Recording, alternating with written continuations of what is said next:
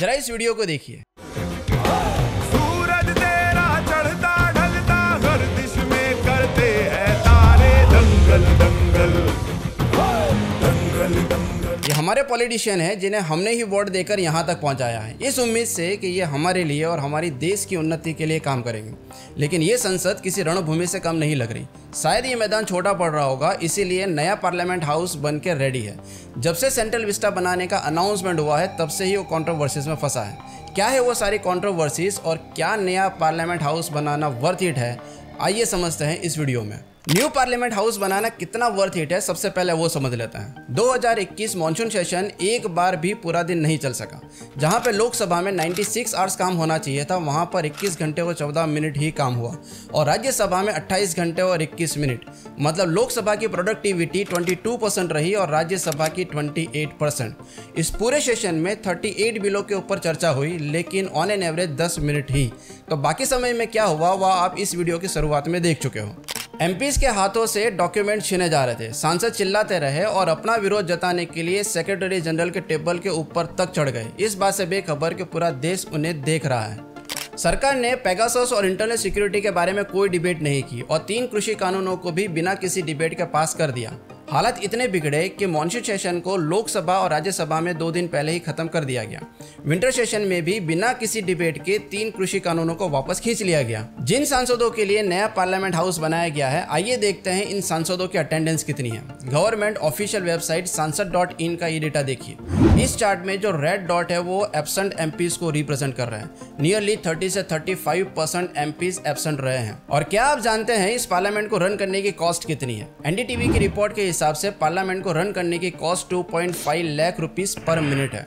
और इस तरह से अगर सांसद एब्सेंट रहेंगे तो कितना पैसा वेस्ट हो रहा है उसका अंदाजा आप खुद ही लगा सकते हो। राज्यसभा मेंबर डेरेक ओब्रियन ने एलिगेशन लगाया है कि पिछले 1 साल में प्रधानमंत्री की पार्लियामेंट में अटेंडेंस 24 घंटे ही रही और गुजरात इलेक्शन कैंपेन में 37 आवर्स।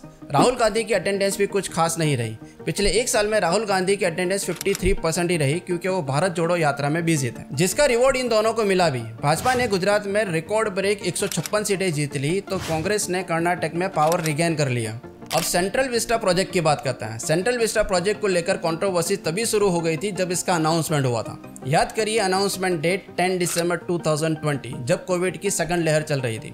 विपक्ष का कहना है कि जब पूरा देश पैंडेमिक से जूझ रहा है, लोगों को ऑक्सीजन और रेमडेसिविर नहीं मिल रहे हैं, ऐसे समय में इतना हाई बजट वाला प्रोजेक्ट अनाउंस करने की क्या जरूरत थी, जिसकी कॉस्ट 13,200 करोड़ रुपए है। लेकिन विरोध करने से पहले अपोजिशन ने अच्छे से होमवर्क नहीं किया। चलिए मान लेते हैं कि अनाउंसमेंट करने का समय सही नहीं था, लेकिन ये प्रोजेक्ट 2019 या 2020 का है ही नहीं। ये प्रोजेक्ट 2012 से पाइपलाइन में था, जब विपक्ष सरकार में थी। 13 जुलाई 2012 को लोकसभा के former honourable speaker Meera Kumar ने सबसे पहले न्यू पार्लियामेंट हाउस बनाने के लिए एक नई कमेटी बनाने का सजेशन दिया था। उसके बाद 2015 में ऑनरेबल सुमित्रा महाजन और 2019 में ऑनरेबल ओम बिरला ने नई बिल्डिंग बनाने के लिए गवर्नमेंट से रिक्वेस्ट की थी। ये कोई मनगढ़ंत या हाइपोथेटिकल डेटा नहीं है, आप खुद ministry of housing and urban affair की वेबसाइट पे जाके फैक्ट चेक कर सकते हो।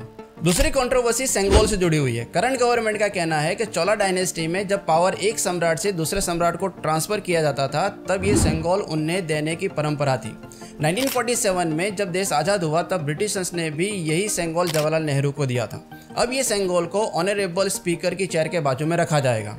लेकिन यहाँ पर 2 बातें समझना जरूरी है। ब्रिटिशर्स ने 1947 में ये सेंगोल जवाहरलाल नेहरू को दिया था, ये बात सही है, लेकिन जवाहरलाल नेहरू ने ये सेंगोल कभी आगे ट्रांसफर नहीं किया, बल्कि उसे म्यूजियम में रखवा दिया था।